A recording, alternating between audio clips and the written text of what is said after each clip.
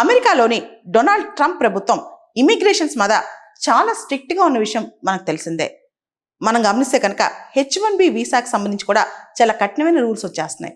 అంతేకాదు, ఎవరైతే ఎంప్లాయర్స్ అంటే కొన్ని కండిషన్స్తో ఎవరైతే ఎంప్లాయర్స్ వేరే దేశాల నుంచి ఎంప్లాయీస్ తీసుకెళ్తారో వాళ్ళ తరపున ప్రతి ఎంప్లాయీకి $1,00,000 చెల్లించాలని చెప్పి కూడా కొత్త రూల్ అమెరికా ప్రభుత్వం తీసుకొచ్చింది.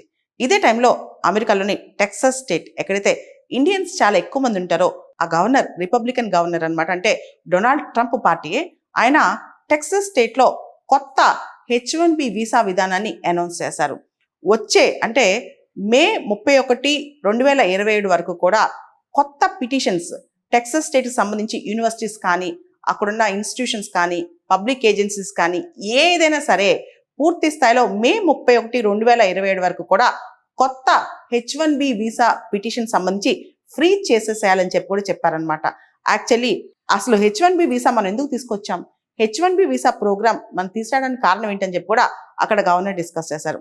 H1B వీసా అనేది ఏదైతే అమెరికన్ కంపెనీస్ ఉంటాయో, యుఎస్ ఎంప్లాయీ అంటే అమెరికన్ ఎంప్లాయర్స్ ఉంటారో వాళ్ళు ఫారెన్ ప్రొఫెషనల్స్ని, ఎవరైతే మినిమం బ్యాచిలర్స్ డిగ్రీ ఉండి బాగా కష్టపడి పనిచేసి మంచి టాలెంట్ ఉంటారో, అమెరికాలో అలాంటి టాలెంట్ దొరకదో అలాంటి వాళ్ళని H1B వీసా ద్వారా అమెరికాకి తీసుకొచ్చి అమెరికాని ఎన్రిచ్ చేయటం.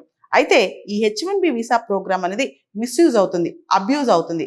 అమెరికన్ వర్కర్స్కి జాబ్ ఇవ్వట్లేదు. టెక్సస్ ఎకానమీలో మనం గమనిస్తే కనుక అమెరికన్ వర్కర్స్ కన్నా ఫారెన్ వర్కర్స్కే ఎక్కువ స్కోప్ దొరుకుతుంది. కాబట్టి H1B వీసా పిటిషన్స్ అనేవి మేము ఫ్రీజ్ చేసేస్తున్నామని చెప్పి గ్రెగ్ అబాట్, ఎవరైతే టెక్సస్ స్టేట్ గవర్నర్ ఉన్నారో, ఆయన అనౌన్స్ చేశారనమాట. యాక్చువల్లీ ఈ H1B వీసా ప్రోగ్రామ్ అనేది ఏదైతే ఉందో అది అమెరికన్ ఎంప్లాయ్మెంట్కి, అమెరికన్ టాలెంట్కి సపోర్ట్ అవ్వాలి, సప్లిమెంట్ అవ్వాలి, కానీ వాళ్ళని రీప్లేస్ చేయకూడదు. దానివల్ల చాలా ఇబ్బంది పడుతుంది అమెరికన్ వర్క్ ఫోర్స్ అని చెప్పి కూడా ఆయన చెప్పుకొచ్చారనమాట.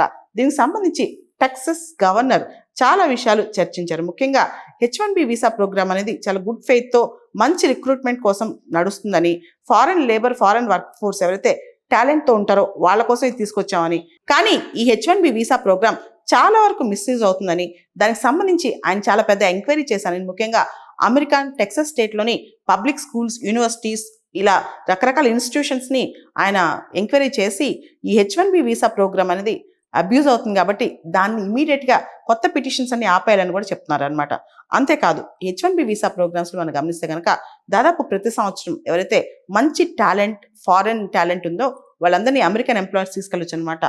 మనం చూస్తే కనుక అమెరికా యొక్క H1B వీసా పాలసీ ఏదైతే ఉందో అది ఇప్పటి వరకు కూడా అమెరికాకి లైఫ్ లైన్లా ఉందన్నమాట.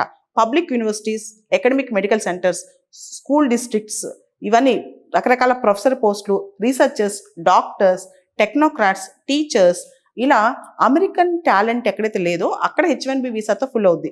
ఈ H1B వీసా ప్రోగ్రామ్ అనేది దాదాపు 65,000 వీసాలు యాన్యువల్గా ఇస్తూ ఉంటారనమాట. అడిషనల్గా 20,000 వీసాలు కూడా వస్తూ ఉంటాయి అన్నమాట H1B వీసాకి సంబంధించి. కానీ అమెరికన్ టాలెంట్ పూల్ని తగ్గించేసి Indian talent pool, foreign talent పూల్ని టెక్సస్ స్టేట్లో పెంచేస్తున్నారని చెప్పి అక్కడ గవర్నర్ అభియోగం అనమాట. దాంతో H1B వీసా ప్రోగ్రామ్ సంబంధించి కొత్త పిటిషన్స్ మొత్తం స్టాల్ చేసేస్తున్నారనమాట. అంతేకాదు, టెక్సస్ స్టేట్కి ఎకానమీ రన్ అవ్వాలంటే అక్కడ ట్యాక్సెస్ కూడా ప్రాపర్గా రావాలని చెప్పి కూడా ఆ గవర్నర్ అన్నారు. ముఖ్యంగా ఈ విషయంలో అంటే లోకల్ జాబ్స్ లోకల్స్కి ఇవ్వాలి, అమెరికన్ జాబ్స్ అమెరికన్ వర్కర్స్కి ఇవ్వాలనే విషయంలో టెక్సస్ స్టేట్ ఒక ఎగ్జాంపుల్ సెట్ చేయబోతుందని చెప్పి కూడా టెక్సస్ గవర్నర్ చెప్పుకొచ్చారనమాట. ఇక్కడ డొనాల్డ్ ట్రంప్ అమెరికా అధ్యక్షుడిగా రెండోసారి అధికారంలోకి వచ్చిన తర్వాత H1B వీసా ప్రోగ్రామ్ సంబంధించి ఎవరైనా పిటిషన్స్ పెట్టుకుంటే ఆ ప్రాసెసింగ్ జరిగితే కనుక వాళ్ళ ఎంప్లాయర్ వాళ్ళ తరపున $1,00,000 ఫీజు చెల్లించాలని చెప్పి తీసుకొచ్చారనమాట ఒక కొత్త రూలు. దాన్ని అమెరికాలో దాదాపు 50 రాష్ట్రాలు ఉంటే 20 రాష్ట్రాల్లో కోర్టులో ఆ రూల్ని ప్రశ్నించారనమాట. స్టిల్ టెక్సస్ స్టేట్ మాత్రం ఆ రూల్ని ప్రశ్నించలేదు, ఆ లాసూట్లో జాయిన్ అవ్వలేదు. ఇప్పుడు చూస్తే టెక్సస్ స్టేట్ కూడా రిపబ్లికన్స్ చేతిలో ఉంది కాబట్టి డొనాల్డ్ ట్రంప్ విధానమే టెక్సస్ స్టేట్ కూడా అమెరికాలో ఫాలో అవుతుంది.